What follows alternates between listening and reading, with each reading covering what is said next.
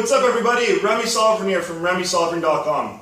Today's video I want to share a little tip with you, and it's a way that you can incorporate some more adductor activation when you're engaging or performing the glute bridge.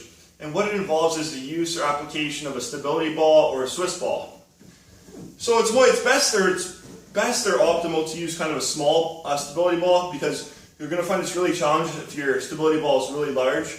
It's just not going to be very practical. So something smaller, like a smaller stability ball, or one of those egg-shaped balls where you have kind of two balls attached and then there's a little center portion that you can kind of grip and squeeze with your legs.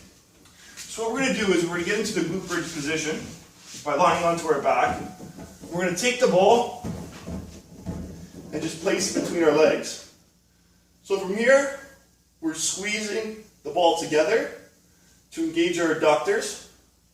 And then from here, we would just perform a regular glute bridge. So squeezing our glutes at the top, a good neutral position. We're not going into hyperextension.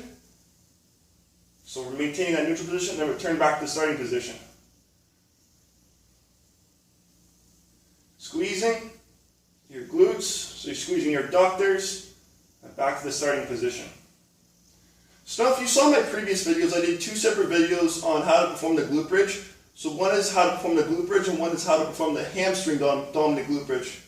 So the only difference is, guys, if you're an individual that's looking to activate more, you want more hamstring activation, all you're doing is putting your feet upwards and shooting your heels into the ground and bringing them towards you. That's going to turn on your hamstrings, and it's going to be more hamstring dominant as opposed to glute dominant. So when it comes to the glute bridge, just doing a regular glute bridge, you're keeping your heels relaxed, you're not applying any force into the ground, your hamstrings are nice and relaxed.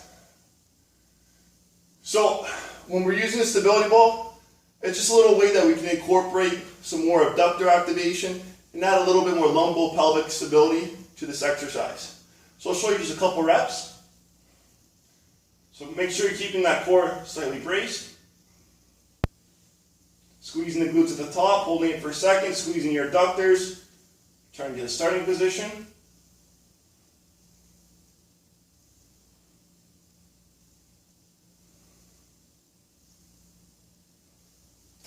And there you have it, guys. There's just a little tip that I wanted to share with you guys. It's a way to incorporate some adductor activation, just to integrate a little bit more muscle activation overall into the exercise, especially if you're just using that glute bridge as an activation exercise. It's a way to kind of incorporate more muscles and just kind of get them activated and firing. Okay guys, so if you learned something from this or enjoyed this video, be sure to give it a thumbs up, and also if you want to see more tips that are similar to this, be sure to subscribe to my channel. Okay guys, I wish you all the best, and I wish you guys all the best and a successful and productive day.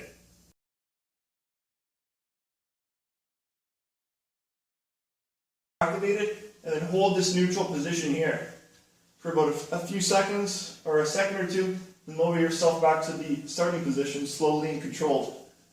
So one key thing to look out for is you want to avoid going into hyperextension.